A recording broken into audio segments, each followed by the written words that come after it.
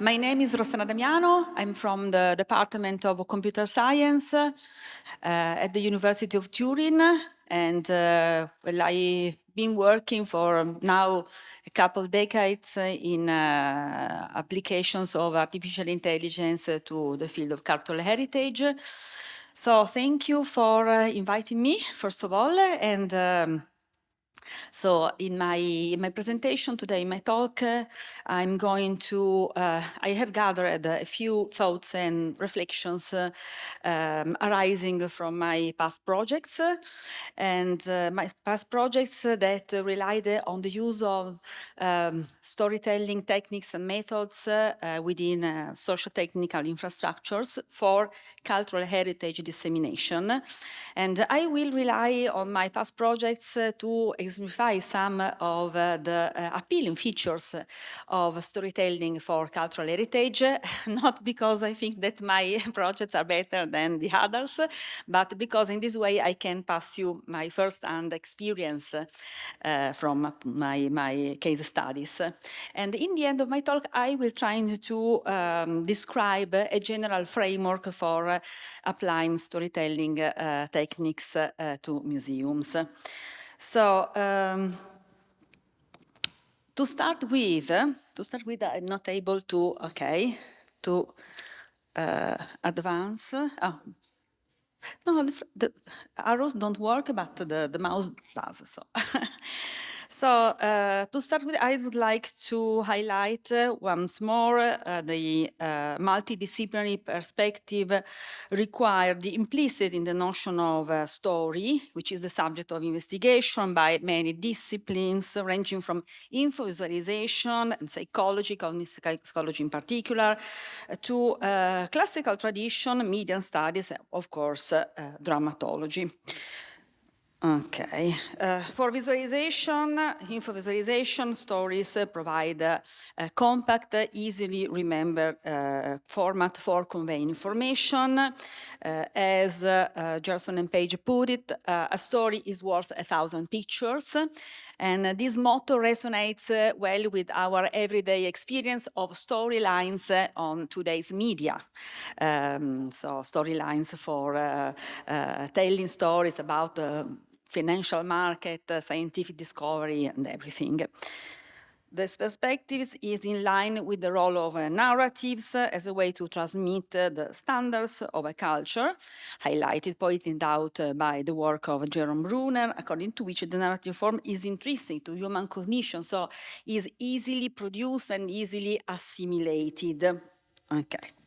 So concerning the way stories manifest themselves in actual narratives, there is no need to stress, to remember that stories constitute a paramount portion of the so-called intangible heritage. So they manifest themselves through ages and places, and in many cases across different cultures, as witnessed by some projects dating back to almost 1 century ago, or more than 1 century ago, like, for example, Warburg's Mnemosyne project and the Thomson Motif Index repository of folkloric and story motifs.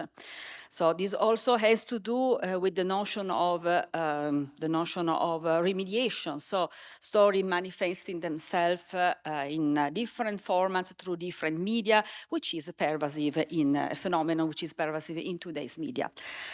In the Labyrinth project, we leverage the tendency of stories to appear through ages and media as a guidance to the exploration of heritage collections. In the Labyrinth project, partners included small enterprise, a small company, publishing company from Turin. As part of their editorial process, they create repositories of heterogeneous cultural media such as film, movies, books, ancient paintings, and so on. And in the project, we created a website and also a 3D environment where users could select an archetype such as the labyrinth or the journey or the hero and so on, and use and rely on this labyrinth, on this archetype to explore the repository, to explore it from the website, but also by in this virtual environment, which represented a maze in the style of video games, where the nodes of the maze represented cultural items, but also narrative elements, and the navigation was mediated by relations such as having the same character, featuring the same event, and so on. So in this 3D environment, the visitor was able to could stroll like a digital flaneur, but also could also be employed in a sort of more purposeful way, because the user was assigned a start and end point, and at the end of each session received statistics about the number of nodes visited and the time elapsed. So as a form of encouragement to play the game again, also in a serendipitous fashion, to find new connections, to test new paths between the items in the archive. So more recently, in the SPICE European project, SPICE, I forgot to write it in my slide, is the acronym for Social Participation and Inclusion to Cultural Heritage Engagement. In the SPICE project, stories were employed to promote the sharing of personal interpretation of collections between different visitors and communities. In particular, in this slide, you can see some screenshots of the so-called GAM game that we developed with the Gallery of Modern Art in Turin and in cooperation with the Institute for the Deaf here in Turin again. Through this web app, it is possible to, according to the paradigm that we termed the citizen curation paradigm, for the user to create personal stories by gathering artworks from the collection of the GAM, annotate these artworks with emojis. So the interface is very visual, and it has been designed to reduce to the very minimum the use of words. So for example, you can create an entire sentence from basic templates such as "it reminds me of," "it makes me feel like that," and so on.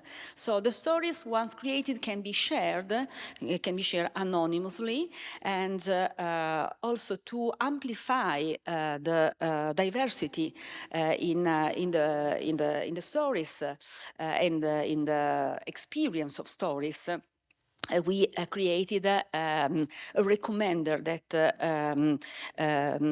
promoted emotional diversity. So during story creation, the visitor was encouraged to insert stories, elements, artworks that elicit different emotions from the one already in the story, or while exploring the story universe created by the other users, was encouraged to find, as it is shown in this slide, stories with different emotions or same emotions.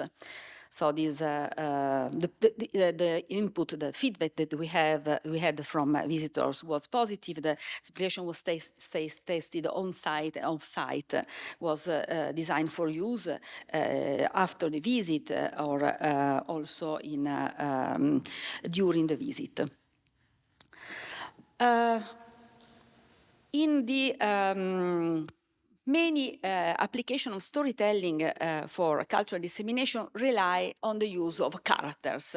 Of course, paramount narrative element for two main reasons. On the one side, character is a good mediator between the cultural items that are perceived by the audience as elevated and is situated, the mediating character, at an intermediate level between the general audience and the cultural items, but also because the character in narratology and drama theory has been acknowledged as having a pivotal role, because the character is, according to a tradition that runs from classical age to today's media aesthetics, has been acknowledged as the vector of identification. And identification is important because it's through identification that we feel emotions.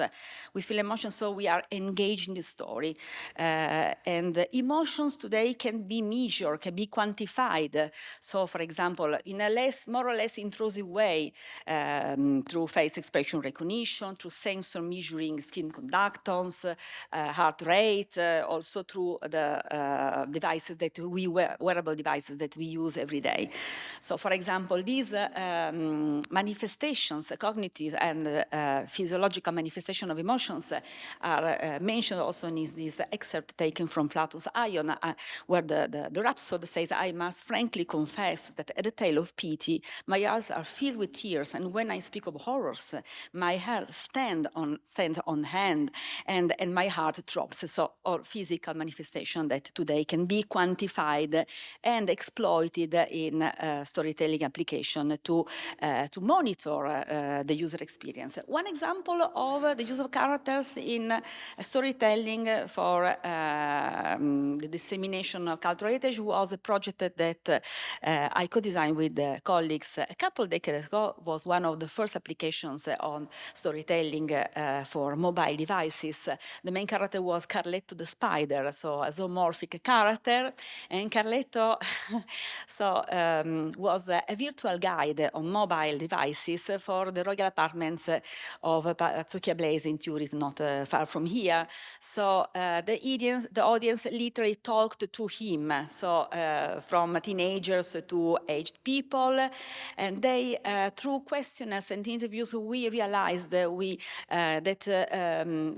the visitors were able to relate to Carletto. Carletto was in a constant struggle with the janitors who wanted to chase him from the location, so exposed it an internal conflict, a conflict that was for the audience a way to engage and to relate to him, and he was perceived as having a personality. So that ranged from the talking cricket, Collodi's talking cricket, the travel mate, the guide, the wise man. So the format through which he delivered information apart from his personal history was anecdotes, family anecdotes belonging to a family of spiders that had inhabited the palace for centuries. He told a lot of anecdotes about historical, the furniture, the historical characters, the location, and so on. So it was a very successful experience. But to bring storytelling to another level, it is necessary to introduce another element, yet another element, which is interactivity. So it has been found in a couple of years ago in experiments made by Petuzzi and colleagues in Greece. They created a set of interactive digital storytelling applications set in the ancient 18th, and they investigated the role of agency in promoted learning. So their applications were inspired to the paradigm of edutainment, so entertaining but also informing, transmitting information to the audience. And they found that agency, the kind of agency, in particular, the sort of putting oneself in someone else's shoes, that is implicit in interactive storytelling when you have call to action to make choices and so on, promotes that type of transformative learning, assuming a critical objective stance that is beneficial to the acquisition of notions that are contained in the elements of the story. So To conclude, I would like to propose a very general framework for museum storytelling that rely on three main elements we can find in today's museum scenarios. So the first element, of course, is the exhibits. Then we have the linked data that some way or another are present or can be acquired in a manual or automatic fashion or semi-automatic fashion. And the plots time, we have seen that there are many of them, they are part of intangible heritage. If you want to mine dozens plots, go to TV Tropes, the website that collects tropes on today's and yesterday's media, okay? And then there is the environment where the storytelling experience is experienced by the audience. So as I happen to have condensated recently my research experience on storytelling with my colleagues Antonio Pizzo and Vincenzo Lombardo in a recent book, I will rely on the framework of analysis that we propose in the book, which encompasses the story world, so where the action takes place, the dynamic elements that clash during the unfolding of the story, the narrative engines that is responsible for advancing, for making the story advance, the plot advance, and the display, so again, the display through which the story is conveyed to the users, to the visitors in our case.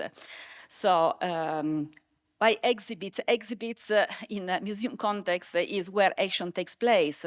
So it can be the museum, the archaeological excavation, the heritage location, and so on.